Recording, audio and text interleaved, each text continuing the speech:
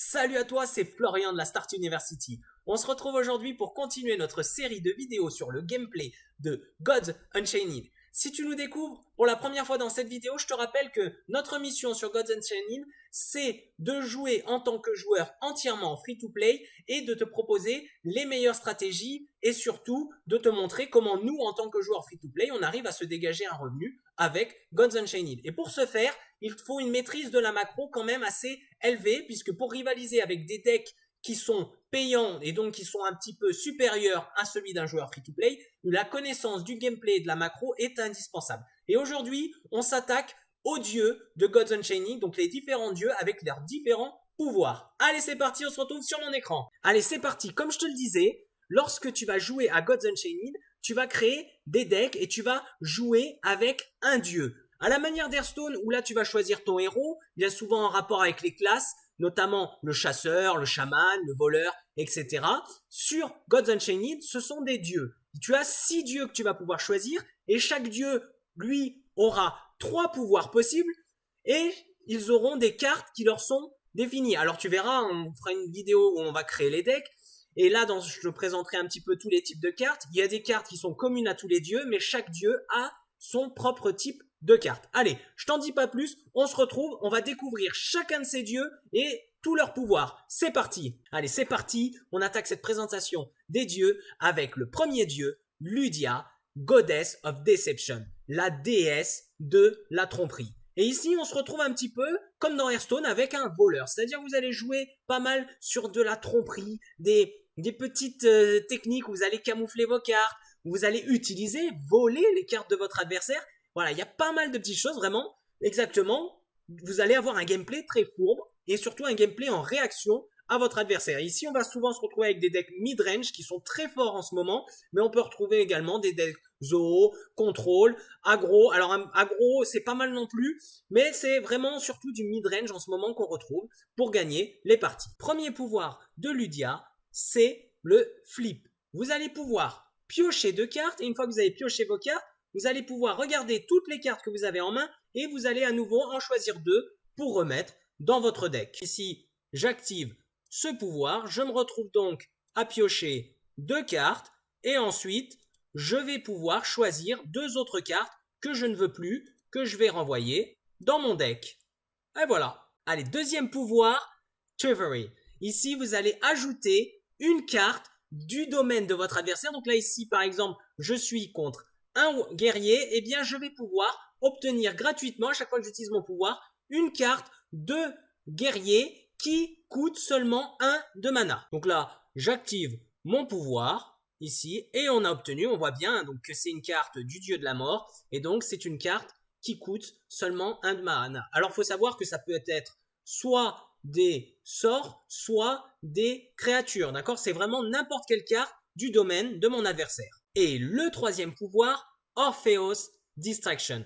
Vous allez infliger 1 point de dégâts à une créature, donc que ça soit une créature alliée ou ennemie, et vous allez lui donner jusqu'au prochain tour la capacité Hidden, une sorte de camouflage. Donc c'est un pouvoir qui peut être utile par exemple pour camoufler l'une de vos cartes. Par exemple, regardez ici, j'attaque. Bon, j'ai pas de carte pour le buffer, mais je pourrais buffer cette créature et ensuite lui infliger 1 point de dégâts pour qu'elle reste camouflée jusqu'au prochain tour. Et donc, autour de mon adversaire, il ne pourra pas me l'attaquer. Eh bien, vous l'avez compris, on peut également l'utiliser de façon offensive pour achever une créature de son adversaire. Et là, dans ce cas-là, bon, je vous fais pas un dessin, c'est très simple. Par contre, ce qui est très intéressant, c'est que lorsque vous infligez des dégâts, vous offrez aussi le camouflage. Et ça peut être très utile pour retirer certains debuffs. Alors, les dégâts en eux-mêmes vont retirer des debuffs comme le bouclier anti-magique ou le bouclier anti-dégâts, la protection. Et ici, par contre, ça va être très utile pour retirer la frontline. Regardez, ici, je ne peux pas attaquer le dieu adverse parce qu'il y a une frontline. Donc, je vais utiliser mon pouvoir pour lui infliger des dégâts et le faire passer en invisible. Et du coup, comme je ne peux plus le cibler, eh bien, je peux directement attaquer mon adversaire. Vous allez pouvoir clutch vos parties avec ce pouvoir. Et pour conclure sur les pouvoirs de Ludia, eh bien, vous l'aurez compris, probablement le meilleur pouvoir, ça va être Orpheos Distraction, mais également Thievery. Donc, ces 2 pouvoirs sont les meilleurs. Flip sera un petit peu moins utilisé. Allez, on continue avec le deuxième dieu, c'est Malicious, Goddess of Death, déesse de la mort. Et ici, on va se retrouver un petit peu, si on doit comparer à Hearthstone, avec un démoniste, un petit peu le même principe. Elle va avoir pas mal de capacités qui vont permettre de ressusciter, de rappeler des créatures qui ont été détruites directement depuis votre Void pour les envoyer sur votre board. Également, vous allez avoir pas mal de mécanismes où vous allez faire des sacrifices, comme dit dans la description, vous allez sacrifier des points de vie pour obtenir des pouvoirs encore plus puissants et des cartes encore plus puissantes. Sur ce dieu-là, on peut notamment retrouver les decks les plus connus, on va dire le deck zombie, où ici vous allez vous faire submerger par de nombreux zombies, même si aujourd'hui il est un peu moins fort. On va se retrouver pas mal avec des decks mid-range ou contrôle ici qui sont très puissants et quand même un petit deck aggro qui est relativement fort en ce moment. Allez, premier pouvoir de Malicious, simple et efficace, Soul Burn.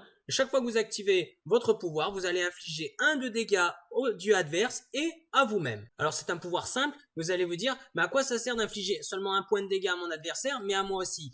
Donc bien sûr vous allez pouvoir l'utiliser pour infliger un petit peu plus de dégâts à votre adversaire, mais en fait ça va surtout être très utile par rapport au passif Frenzied, c'est-à-dire frénétique, c'est-à-dire que lorsque vous allez infliger des dégâts à votre adversaire, vous allez avoir des cartes qui sont boostées ou certaines de vos créatures qui ont des passifs qui vont augmenter leurs dégâts. Alors ça peut être augmenter leurs dégâts par ce passif-là, mais ça peut être également par rapport au nombre de points de dégâts que votre dieu prend, puisque comme je vous le disais, le dieu de la mort, eh bien, il va falloir faire des sacrifices. Et donc, vous allez sacrifier certains de vos points de vie pour booster vos cartes. Et c'est là tout son intérêt. Par exemple, ici, je n'ai aucune carte qui me permet de l'attaquer directement et d'obtenir l'effet frénétique. Donc, je vais utiliser mon pouvoir. Et regardez, je suis passé en frénétique et ça booste mes cartes. Ici, je vais pouvoir avoir une carte boostée qui fait beaucoup plus d'effet que normalement. Deuxième pouvoir, Blood Ritual. Vous allez pouvoir détruire automatiquement une créature à qui il ne reste plus que 1 point de vie. Et en plus, vous allez pouvoir heal votre dieu de 1 point de vie. Alors extrêmement simple. Ici par exemple,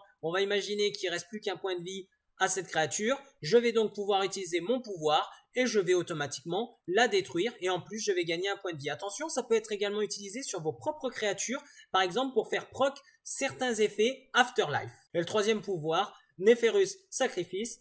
Et bien ici, vous allez piocher une carte et prendre 2 points de dégâts. Bien tout simplement, quand j'active mon pouvoir, attention celui-là coûte 3 de mana, et bien je prends 2 points de dégâts et je pioche une nouvelle carte. Alors ça peut être utile pour piocher des cartes ou aussi simplement pour prendre des dégâts pour booster certaines de vos cartes. Pour conclure sur les pouvoirs de Malicious, vous l'aurez compris, les meilleurs pouvoirs, alors les 3 sont tout à fait viables, mais moi ce que je préfère ça va être Soul Burn et Blood Ritual. Allez, troisième dieu, Lysander. God of Light. Et ici, on est sur un bon vieux paladin, comme dans du Hearthstone. Et on va se retrouver vraiment avec beaucoup de buffs. Vous allez pouvoir heal vos cartes, vous allez pouvoir leur donner la possibilité d'être protégés d'une attaque. Enfin, il y a vraiment pas mal autour du buff, autour des combos. Et bien sûr, on retrouve un debuff qui est très puissant et qui est propre au God of Light. Ici, ça va être le debuff Order. Donc, un petit peu une façon d'incapaciter les cartes adverses. Donc, voilà, c'est vraiment le deck le plus puissant du moment avec le dieu de la lumière, et bien ça va être les decks Order, mais également des decks aggro où vous allez invoquer pas mal de serviteurs et les buffer pour détruire votre adversaire. Premier pouvoir de notre dieu de la lumière, Summon Acolyte. Ben simplement, vous allez invoquer un acolyte de 2. Tout simplement, j'active mon pouvoir et mon acolyte apparaît et je vais pouvoir l'utiliser au prochain tour. Deuxième pouvoir, on va pouvoir heal de 2 points de vie l'une de ces créatures ou soi-même. Aussi simple que ça, on va utiliser le pouvoir, par exemple ici, pour rendre 2 points de vue à l'une de mes créatures. Attention, c'est aussi extrêmement intéressant de jouer des cartes qui ont des passifs qui, lorsque vous healez une créature ou vous-même, vont donner certains effets. Et le dernier pouvoir du dieu de la lumière, ici, vous allez enlever 1 de puissance d'attaque à l'une des créatures de votre adversaire. Et là, l'utilisation du pouvoir est très simple. Vous allez ici, choisir une créature de votre adversaire et lui retirer 1 de dégâts d'attaque. Alors, c'est très utile lorsque vous allez jouer justement des decks qui vont réduire beaucoup la puissance des cartes de votre adversaire, ou simplement, imaginons que je vais attaquer cette carte pour subir moins de dégâts ou pour éviter de prendre plus de dégâts que prévu. Et pour conclure sur les pouvoirs, eh bien, je vous dirais que actuellement, les 3 pouvoirs sont viables. Avec celui-là, Lysander's Honor, mais qui est peut-être un peu plus complexe à jouer et pour des joueurs free-to-play qui vous demandera d'avoir un peu plus de cartes différentes pour essayer de faire pas mal de combos. Mais voilà, les 3 pouvoirs restent tout à fait viables. Allez, on enchaîne avec le 4e dieu, Ellyrian, God of Magic, le dieu de la magie. Et bien simplement ici, on est comme sur Hearthstone avec un mage. vous allez avoir pas mal de sorts, vous allez avoir quelques créatures, pas mal de créatures qui vont comboter avec vos sorts. Voilà, le but du jeu, vous allez jouer avec vos sorts, vous allez avoir des sorts qui sont là pour booster, pour piocher des cartes. On va beaucoup jouer sur la pioche de cartes également. Et vous allez balancer des grosses boules de feu pour exploser votre adversaire. Premier pouvoir, Clear Mind. Donc, Forcy 2, ça veut dire que vous allez piocher les 2 premières cartes de votre paquet et vous allez pouvoir les voir et choisir si vous voulez oui ou non les remettre tout en dessous du paquet. Donc ça vous permettra de piocher certaines cartes spécifiques. L'utilisation du pouvoir est super simple. On va cliquer sur Forcy, on va voir les 2 premières cartes et on va choisir. Ici par exemple, je ne suis pas intéressé par ces 2 cartes, et bien je peux sélectionner ces 2-là. Ou alors si je veux être sûr de piocher l'une des 2 au prochain tour, je sélectionne l'une pour la mettre tout au fond de mon paquet et au prochain tour, je pourrai choper cette carte-là. Deuxième pouvoir, Mash Bolt, vous envoyez une boule de feu qui va deal 1 de dommages. Extrêmement simple. Utilisation simple et basique où vous allez cliquer et vous allez pouvoir infliger un dégât à une carte adverse ou vous pouvez même infliger directement au dieu adverse. Et pour finir, troisième pouvoir, Palace Genius, vous allez pouvoir obtenir une carte aléatoire qui coûte 1 de mana. Attention, c'est uniquement des spells. Très simple. On l'active et on va obtenir un spell aléatoire. Pour conclure, le mage, le sort qui sera le plus utilisé et le plus simple en plus pour un joueur free-to-play, ce sera le Mash Bolt, deal 1 damage. Celui-là est aussi pas mal utilisé, il est relativement sympa. Celui-là est plus spécifique. Voilà, les 3 restent tout de même viables. Allez, 5e et avant-dernier dieu, Iona. Ici, Goddess of Nature, la déesse de la nature. Et ici, comparé à Hearthstone, on est sur un héros chasseur. Vous allez pouvoir infliger des dégâts à votre adversaire. Vous allez surtout jouer avec les animaux, avec également les Amazones. C'est très populaire. Le deck Amazon est très fort en ce moment avec ce dieu. Également les decks Wild, donc avec les bêtes.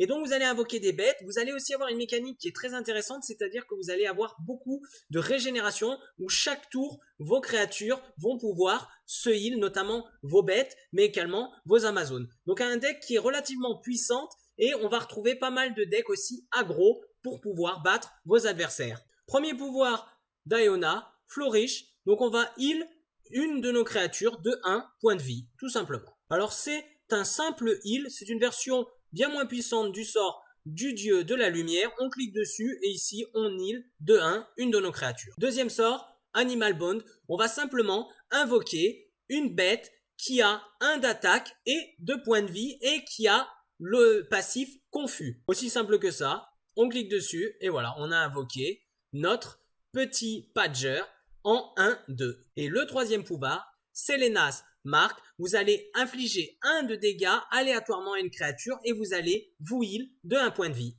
Tout simplement, on clique dessus et automatiquement, 1 point de dégâts est infligé aléatoirement à une des créatures de mon adversaire. Bon là, il n'a qu'une créature et ça me heal de 1. Aussi à savoir que vous pouvez l'utiliser même si l'adversaire n'a pas de créature, ça vous healera alors de 1, ça peut être utile pour sauver certaines situations. Pour conclure sur ces pouvoirs, eh bien Flourish est quasiment inutilisé, il est très difficile à faire fonctionner. Moi je vous recommande de jouer Animal Bond ou Selena's Mark. Alors je sais qu'en voyant ces pouvoirs vous allez vous dire ils sont quand même relativement faibles comparés à certains autres dieux. Eh bien en fait l'avantage du dieu de la nature c'est qu'il est très polyvalent quand même et ses pouvoirs sont relativement utiles. Et pour finir, Oros, le dieu de la guerre. Et ici on est sur un bon gros guerrier de Hearthstone. On va pouvoir utiliser des reliques qui sont des armes qui vont vous permettre d'attaquer soit les créatures de votre adversaire, soit directement le dieu adverse. Vous allez également avoir pas mal de mécaniques. C'est un dieu très violent. Vous allez attaquer votre adversaire. C'est en général un dieu qui se joue aggro. C'est le plus simple à jouer, mais ce n'est pas le plus fort en ce moment puisqu'on trouve de très bons decks contrôle. Par contre, ils sont un petit peu plus chers. Mais en tant que joueur free-to-play, c'est un des dieux que je vous recommande puisque vous allez pouvoir facilement mettre en place un deck aggro avec un win rate relativement raisonnable. Premier pouvoir du dieu de la guerre, Enrage. Vous allez augmenter la puissance de l'une de vos créatures et lui infliger 1 point de dégâts. Utilisation super simple. On clique, on l'attaque et regardez là, j'ai gagné 1 point de puissance et j'ai perdu 1 point de vie. Alors ça peut être très utile pour comboter avec des créatures qui, lorsque certaines de vos créatures ou même que cette créature prend des dégâts, elle va augmenter certaines de vos statistiques. Deuxième pouvoir, Slayer. Tout simplement, vous allez infliger 2 points de dégâts au dieu adverse. Tout simplement, on clique dessus et on inflige 2 points de dégâts à votre adversaire. Donc c'est très utile parce que là par exemple ici, il a une frontline, donc c'est 2 points de dégâts qui sont infligés directement au dieu adverse. Attention, si vous jouez contre un mage qui se retrouve avec une ward sur son dieu, et bien forcément il faudra 2 tours, donc ça annulera les dégâts et ça retirera son bouclier anti-magique. Troisième et dernier pouvoir, Valka's Presence. On va invoquer un Valknir Raider qui a 1 de puissance et 1 point de vie. Alors, très simplement, on clique et on a notre petit Raider qui est là et on va pouvoir l'utiliser au prochain tour. Pour conclure sur le dieu de la guerre, le pouvoir que je vous recommande, c'est Slayer. Très utile pour les decks aggro et même dans la plupart des circonstances. On peut également avoir mention honorable pour Valka's Presence. En Rage, c'est un peu moins fort. Mais clairement, pour moi, Slayer sort vraiment du lot. Eh bien, c'est tout pour la vidéo d'aujourd'hui. J'espère qu'elle t'a plu. Si c'est le cas, n'hésite pas à liker et à t'abonner. Alors, je sais qu'on fait pas mal de vidéos sur le gameplay. C'est un peu moins captivant puisqu'on passe en revue tout le gameplay de Gods Unchained. Mais c'est nécessaire. Très vite, on se retrouve pour une vidéo création de deck et on va très rapidement attaquer sur les stratégies qu'on utilise en tant que joueur free-to-play. Allez, on se dit à très bientôt pour du Gods Unchained.